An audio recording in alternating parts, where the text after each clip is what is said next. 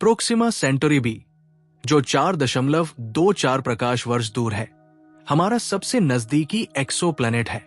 यह धरती से 1.2 गुना बड़ा है और एक लाल बौने तारे प्रोक्सिमा सेंटोरी के चारों तरफ 11 दिनों में चक्कर लगाता है। यह ग्रह हैबिटेबल जोन में स्थित है, जहां पानी का तरल रूप मौजूद हो सकता है। लेकिन सौर फ्लेयर्स जैसे चुनौतियां जीवन की संभावना को प्रभावित कर सकती है। वर्तमान में जैसे वोयाजर 1 की रफ्तार 17 किलोमीटर प्रति सेकंड से वहां पहुंचने में 73,000 साल लगेंगे, जो असंभव है। लेकिन शोध सुझाव देता है कि भविष्य की तकनीक जैसे लेजर चालित probes, Breakthrough Starshot 20% प्रकाश स्पीड से 20 से 30 साल में वहां पहुंच सकती है। अन्य विचार जैसे वर्महोल्स और जनरेशन शिप्स अभी सैद्धांतिक हैं और साइंस फिक्शन जैसी लगती है। प्रोक्सिमा सेंटोरी बी की खोज 24 अगस्त 2016 यूरोपियन साउथर्न ऑब्जर्वेटरी ने हमें ब्रह्मांड में जीवन की संभावना के बारे में सोचने पर मजबूर किया है। हालांकि प्रोक्सिमा सेंटोरी का तापमान 3000 केल्विन और सौर फ्लेयर्स जीवन के लिए खतरा पैदा कर सकते हैं, फिर भी यह हमारी खोज की शुरुआत है। प्रोक्सिमा सेंटोरी बी हमारा सबसे नजदीकी एक्सोप्लैनेट 4.24 प्रकाश वर्ष लगभग 40 लाख करोड़ किलोमीटर दूर स्थित है। यह खोज 24 अगस्त 2016 को यूरोपियन साउथर्न ऑब्जर्वेटरी द्वारा की गई थी। यह ग्रह एक लाल बौने तारे प्रोक्सिमा सेंटोरी के चारों तरफ चक्कर लगाता है, जो सूरज से 1/8वां हिस्सा है और इसका सतह तापमान 3000 केल्विन है, जबकि सूरज का 6000 केल्विन है। यह तारा सूरज की तुलना में ठंडा है, जिससे इसके आसपास के ग्रहों पर पानी की संभावना बढ़ती है। प्रोक्सिमा सेंटोरी भी धरती से 1.2 गुना बड़ा है और 11 दिनों में अपने तारे के चारों तरफ एक चक्कर पूरा करता है। यह हैबिटेबल जोन या गोल्डीलॉक्स जोन में स्थित है, जहां न तो बहुत गर्मी है और न ही बहुत ठंड, जिससे पानी का तरल रूप संभव हो सकता है। हालांकि अभी तक पानी की मौजूदगी का कोई सबूत नहीं मिला है। दूरी एक बड़ी बाधा है। प्रकाश, जो 3 लाख किलोमीटर प्रति सेकंड की रफ्तार से चलता है, को भी 4.24 साल लगते हैं वहां पहुंचने में। अगर हम अपनी सबसे तेज स्पेसक्राफ्ट वोयाजर 1 का इस्तेमाल करें, जो 17 किलोमीटर प्रति सेकंड की रफ्तार से चलती है, तो 73,000 साल लगेंगे। ये समय इतना लंबा है कि ये पूरी इंसानी सभ्यता की उम्र से भी ज्यादा है। इस दूरी को समझने के लिए एक मिसाल लें। अगर हम दिल्ली से मुंबई की दूरी लगभग 1200 किलोमीटर को स्केल करें, तो प्रोक्सिमा सेंटोरी बी तक की दूरी 4.24 करोड़ क्रिकेट मैदानों के बराबर होगी।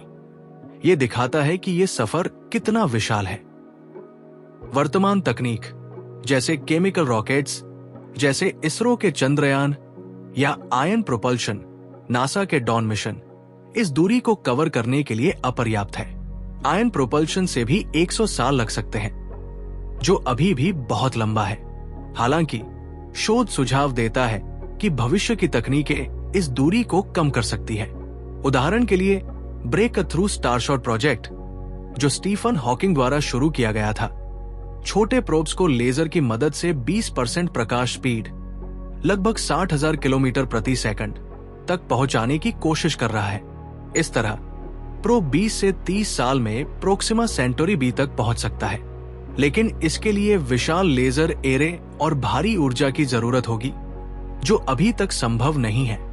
न्यूक्लियर प्रोपल्शन जैसे फ्यूजन आधारित इंजन भी सैद्धांतिक रूप से समय को सैकड़ों साल से कम कर सकते हैं, लेकिन ये तकनीक अभी परीक्षण के चरण में है। कुछ और विचार जैसे वर्महोल्स और अल्कुबियरे ड्राइव साइंस फिक्शन जैसी लगती है। वर्महोल्स स्पेस टाइम के शॉर्टकट है जो 2 तारों को जोड़ सकते हैं, लेकिन इसके लिए नेगेटिव एनर्जी की जरूरत है, जो अभी तक मौजूद नहीं पाई गई है। अल्कुबियरे ड्राइव स्पेस टाइम को मोड़कर तेज गति से यात्रा करने का सैद्धांतिक तरीका है, लेकिन यह भी नेगेटिव एनर्जी पर निर्भर है। जेनरेशन शिप्स का विचार भी है, जहां एक बड़ा स्पेसशिप कई पीढ़ियों को लेकर सफर करेगा, जैसे एक छोटा सा शहर, लेकिन यह सामाजिक और नैतिक चुनौतियां पैदा करेगा, जैसे पीढ़ियों के बीच अलगाव और संसाधनों की कमी। क्रायोनिक्स, जहां इंसानों को फ्रीज करके भेजा जाए, भी एक सैद्धांतिक विकल्प है, लेकिन लंबे समय तक इसके प्रभाव अज्ञात है। प्रोक्सिमा सेंटोरी भी हैबिटेबल जोन में है, जिससे जीवन की संभावना बढ़ती है।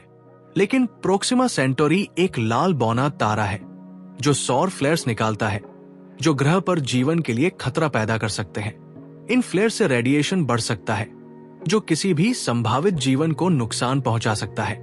इसके अलावा ग्रह का 11 दिन का ऑर्बिटल पीरियड, मतलब ये तारे के बहुत करीब है, जिससे तापमान में उतार चढ़ाव हो सकता है।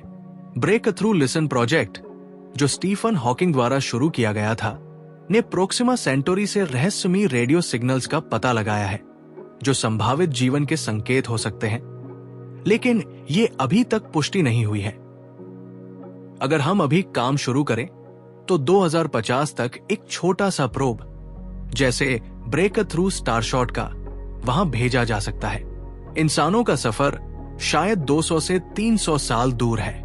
जेम्स वेब स्पेस टेलीस्कोप जैसे उपकरण हमें प्रोक्सिमा बी के बारे में और जानकारी दे रहे हैं, जैसे इसके वायुमंडल और संभावित जीवन के संकेत। ये सफर सिर्फ तकनीकी नहीं, बल्कि इंसानी जज्बे का है।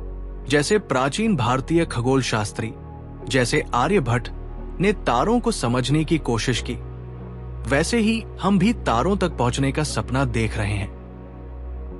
प्रोक्सिमा सेंटोरी भी हमारा सबसे नजदीकी एक्सोप्लैनेट है, लेकिन वहां तक पहुंचना एक महायात्रा है। वर्तमान तकनीक के साथ ये असंभव है, लेकिन भविष्य की तकनीक जैसे ब्रेक थ्रू स्टारशॉट हमें 20 से 30 साल में प्रोब भेजने की संभावना देती है। जीवन की संभावना है, लेकिन सौर फ्लेयर्स जैसे खतरे भी है। ये सफर हमें ब्रह्मांड में हमारी जगह समझने में मदद करेगा। और जैसे हनुमान जी ने समुद्र लांघा, वैसे ही हम तारों को छूने का सपना देख रहे हैं।